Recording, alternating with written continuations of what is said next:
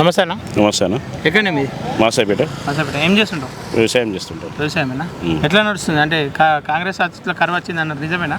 వాస్తవమే, కరువు వచ్చింది వాస్తవమే. పంటలు ఎండిపోతున్నాయి, బోర్లు ఎండిపోతున్నాయి వాస్తవమే. ఒక్క నీళ్ళు కూడా లేక బోర్లు కూడా నీళ్ళు పోస్తలేవు. ఇది ఖచ్చితంగా వాస్తవం. పనులు లేక కూడా పబ్లిక్ కోపుల పని పెట్టుట్లా అందులోకి పోయి బతుకుతున్నాం ఇక్కడ ప్రస్తుతానికి. గతంలో బీఆర్ఎస్ ఉండే, ఇప్పుడు కాంగ్రెస్ వచ్చింది కదా, ఏదైనా మార్పు చెందిందా? గతానికి ఇప్పటికీ 2014 నుంచి రుణమాఫీ చేస్తా అని చెప్పి రుణమాఫీ కూడా కాలేదు ఇది వరకు మాకు. అప్పుడు 2014లో చేస్తాను కాలేదు, 2018లో వచ్చినప్పుడు కూడా అప్పుడు కూడా కాలేదు, రుణమాఫీలు కాలేదు మాకు. దానివల్ల మాకు చాలా ఇబ్బందికరమైంది.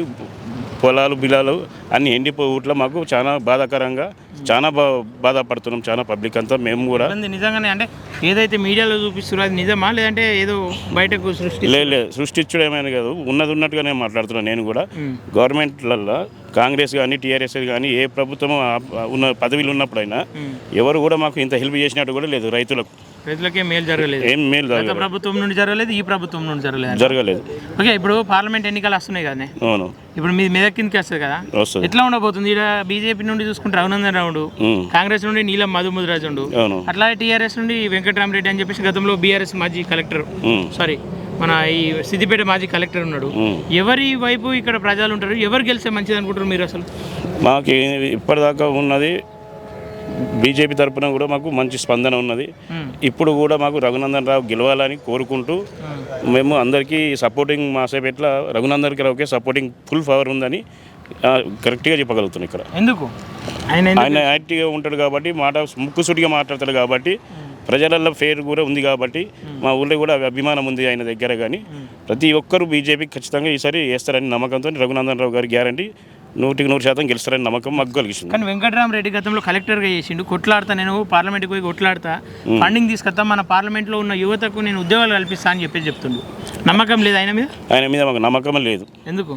ఇదివరకు చేసిన అన్ని కుమకుమనాలు అన్నీ బయటపడ్డాయి కదా, వచ్చి చెప్పుల దండలు కూడా వేసిరు కదా మెడలల్లో. వీటి మీద మాకు నమ్మకాలు, ఆయన మీద మాకు నమ్మకమే లేదు, గెలుస్తాడన్న నమ్మకం లేదు. కానీ నీలం మధుముద్రాజ్ కూడా బీసీ బిడ్డ అని చెప్పేసి బయటకు వస్తుండు. అట్లానే రాష్ట్రంలో కూడా కాంగ్రెస్ ఉంది, ఆ ప్రభావం వల్ల ఆయన నీలం మధు వైపు ఉండరా?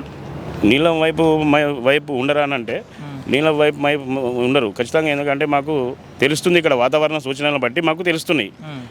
ఆయన తరపున మామూలుగా కూర్చుంటారు కదా రాత్రులు, ఏదో ఒక దగ్గర చర్చలు పెట్టుకుంటారు, ఏం మాట్లాడుకుంటారు, ఏమనుకుంటారు అంత జనాలు ఏమనుకుంటారు అంటే, ఇంతవరకు మనం నమ్ముకొని మోసపోయినాం, ఒక సీఎంను గెలిపించి మోసపోయినాం. రుణమాఫీ చేస్తామన్నాడు, 2 లక్షలు ఇస్తామన్నాడు. రైతులకు ఉపాధి పనులు మా మోడీతో చేపిస్తారు.